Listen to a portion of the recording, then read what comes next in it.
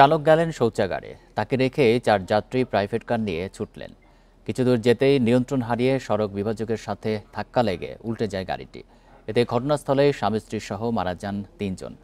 Police বলছে যাত্রীদের একজন বেপরোয়া গতিতে গাড়ি চালানোর কারণেই দুর্ঘটনা।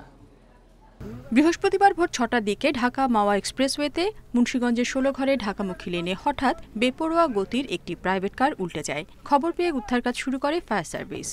হাইওয়ের ভিতরে আপনার রেলিং এর সাথে বাড়ি গিয়ে আর কি অ্যাক্সিডেন্টটা দুর্ঘটনা হয়েছে। ঢাকা মাওয়া এক্সপ্রেসওয়ের 16 ঘর যাত্রী ছাউনির সামনে ঢাকামুখী একটি প্রাইভেট কার উল্টে যায়। ঘটনাস্থলেই 2 জন মারা যায়। আহতদের উদ্ধার করে হসপিটালে প্রেরণ করলে চিকিৎসক একজনকে মৃত ঘোষণা করে।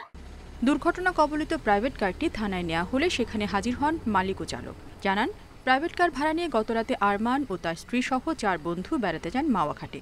ভোরে সড়কের পাশে গাড়ি দাঁড় করিয়ে চালক নিচে নামতে যাত্রীদের একজন গাড়ি চালাতে শুরু করেন। কিছু দূর না যেতেই নিয়ন্ত্রণ হারিয়ে সড়ক বিভাজকের সাথে ধাক্কা লেগে উল্টে যায় গাড়ি। পার্কিং করে এসি সাইডে বাথরুমে গেছি, আইসা দেখি যে আমার গাড়ি নাই।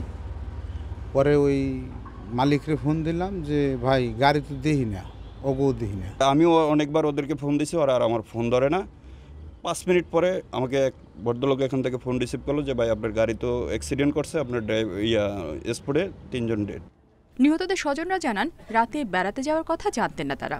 ঘটনা তদন্ত করে দেখছে পুলিশ। তানজিল কোথায় আছে আপনি জানেন? আমি না, তানজিল তো আমার গাড়ি নিয়ে বেরিয়েছে ভাই, আমার ড্রাইভার রাইখা ও গাড়ি নিয়ে চলে আসছে।